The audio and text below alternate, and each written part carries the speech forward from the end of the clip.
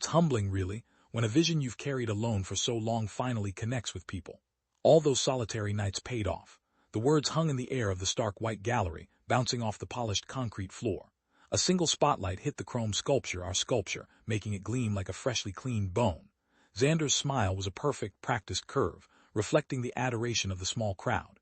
They sipped their cheap champagne and nodded, believing every word. I watched the light catch the edge of his teeth, a tiny, predatory glint. The moment froze. "I'm so glad it found its audience," I said, my voice even. He didn't even hear me. We met in a university metalworking class. I was the quiet one who knew how to make a TIG weld look like a stack of dimes. Xander was the one who could talk for 20 minutes about the philosophical implications of rust. He had the vision, I had the hands. It felt like a perfect partnership. I remember one night, long after the workshop had closed, we were trying to solve a balance issue on our first major piece. We were covered in grease, exhausted, sharing a cold pizza on the dusty floor. He suddenly laughed, pointing at a mistake I'd made. A joint I'd overheated, causing it to warp. But the warp created this beautiful, unexpected curve. That became the signature of our kinetic series. That night it felt like magic. The first red flag was smaller, easier to ignore. He'd constantly forget his wallet when it was time to pay for materials, laughing it off. "Oh, Tate, you're the responsible one. I'm just the artist. I paid because I believed in what we were building. It seemed like a small price for our shared dream." The golden period lasted for 18 months. We got a small arts grant, $75,000, and rented a cavernous workshop in an old industrial park near the docks. The air always smelled of ozone and damp concrete. I spent my days under a welding hood, listening to the high-pitched scream of the plasma cutter, my world reduced to a 10-inch line of molten steel. Xander handled what he called the business. He built our Instagram profile, wrote grant proposals, and took investor meetings I was never invited to. He said he was protecting my creative focus. "You just make the beautiful things, Tate," he'd say. "Let me handle the ugly spreadsheets." The cracks started as hairline fractures. Grant money, which Xander managed, was draining faster than I could account for. He blamed the rising cost of Corten steel, shipping delays, unexpected tool rentals. I was working 12-hour days, often funding material runs with my own credit card, while he was taking 3-hour lunches to network. I'd ask to see the books, and he'd produce a messy Excel file that felt designed to be confusing. He'd get this wounded look on his face, as if my questions were a betrayal. "Don't you trust me, man? We're in this together." And because I wanted to be, I'd back down. The discovery was stupidly simple. I was sweeping up metal shavings late one Tuesday when I found a crumpled receipt half stuffed under a workbench. It was from a restaurant called Vale, a place with tasting menus and wine pairings. The bill was for $482. The date on it was from the previous Thursday, a day Xander told me he was driving to a specialty scrapyard 3 hours away to haggle for parts. I felt a cold knot tighten in my stomach. I opened our shared business bank account app, something I hadn't done in months. I started scrolling. Vale, $482. A charge from a designer clothing store, Zegna, for $1,200. Venmo transfers to names I didn't recognize. I spent the next 3 weeks in a quiet, methodical trance. After Xander would leave the workshop each day, I'd stay behind, poring over 2 years of statements, categorizing every expense. The ugly spreadsheets he was handling told a clear story. He had siphoned nearly $30,000 of our grant money into his personal life. Just as I was about to confront him, he burst into the workshop, waving his phone. He'd done it. He'd gotten us a feature spot at the prestigious Form and Function Expo. It was our big break, the kind of exposure we dreamed of. For a moment, the relief was so overwhelming that it washed away the suspicion. Maybe the fancy lunches were part of the networking. Maybe the clothes were to look the part for investors. I let myself believe it because the alternative was too painful. The breaking point came on opening night. I walked into the gallery and saw it immediately. Our largest sculpture, the one I'd spent 400 hours fabricating, stood on a white plinth, and on the wall beside it in clean black vinyl letters it read, "Kinetic Series, Xander Wells." My name was nowhere, not on the plaque, not in the program, not anywhere. I saw our old professor, Dr. Monroe, and a few critics Xander had been courting. They were all looking at him, not at the work. I pulled him aside, my voice a low hum. "Xander, what is this?" He steered me into a small alcove, his expression shifting from public charm to private irritation. "Look, Tate," he said, his voice dropping. "You're a great fabricator, a world-class craftsman, but you don't have the vision. This needed a singular voice to sell it. It was my concept. You were essentially skilled labor I hired with the grant money." The word skilled labor echoed in the sudden silence of my mind. The pizza on the floor, the shared laughter, the trust, it all vaporized. In that sterile, white-walled moment, a plan began to form, cold and precise. As he walked away to accept more praise, my eyes fell on the base of the sculpture. and I saw the one tiny detail he had never once noticed in 2 years of watching me work.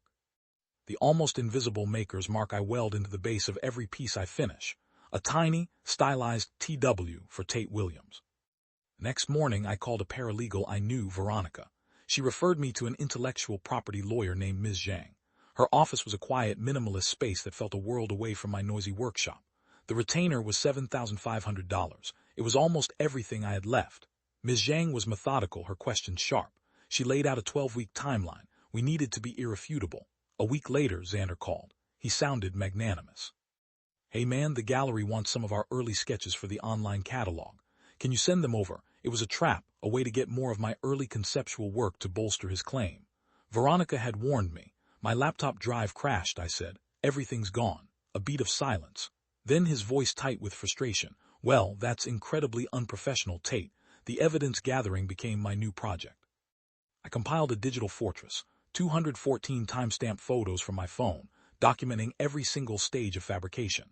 The original workshop lease, showing my name and personal bank account for the security deposit. A thread of 83 text messages where Xander referred to it as our project, our vision, and our big break. The cosign grant application listing us as equal partners. And then, the ironic coincidence that sealed it all. PR firm Xander had hired to promote the show. My cousin, Yara, was a junior account executive there. She sent me an internal creative brief, forwarded from Xander's personal email. The subject line was Solo Branding Strategy for Wells Exhibit. The body of the email contained explicit instructions to phase out any mention of the fabricator and position Xander Wells as the sole visionary artist. He had documented his own fraud. The final piece was a decoy. On Ms. Zhang's advice, I sent Xander a polite, simple email. "I think there's been a mistake with the gallery credit. Can we get it corrected?" He replied within the hour, a long, condescending message, CCing the gallery owner.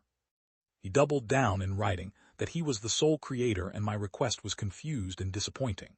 He had just signed his confession.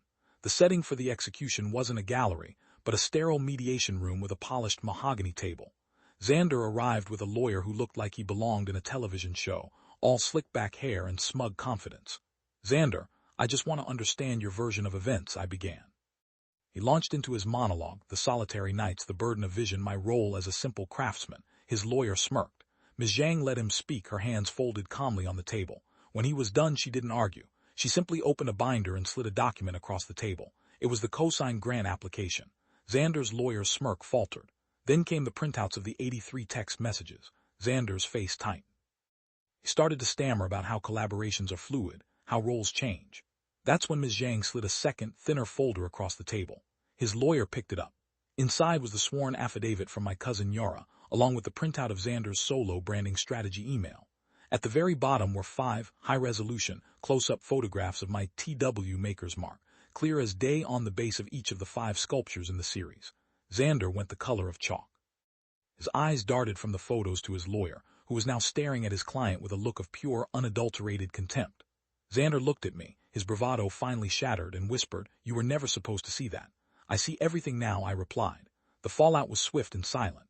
The city's biggest art blog, which had published a glowing review of Xander's singular vision, posted a full retraction. The gallery canceled the exhibition, citing an unresolved authorship dispute. Xander's perfectly curated Instagram account went private. The settlement reached in mediation was brutal.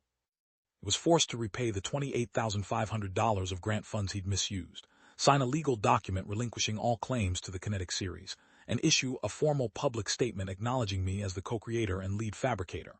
6 months later, Veronica sent me a screenshot from LinkedIn. Xander Wells. He wasn't an artistic director anymore. His new title was Synergy and brand consultant for a mid-level marketing firm in a different state. His profile picture was a sad, fluorescent-lit selfie in a cubicle. The man who tried to steal an artistic identity was now being paid to invent them for regional banks and dental chains. It was the perfect, quiet irony. I have my own workshop now. It's smaller, but the light is better, and it's all mine. The gallery owner who pulled Xander's show offered me a solo exhibition next spring. I'm working on a new series, and the piece in the studio is no longer a shared, fragile thing. It's a deep, foundational quiet. It's the steady hum of my own welder, the scent of my own work.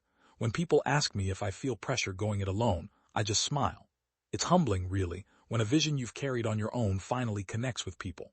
The fire I used to shape the steel is finally just my own.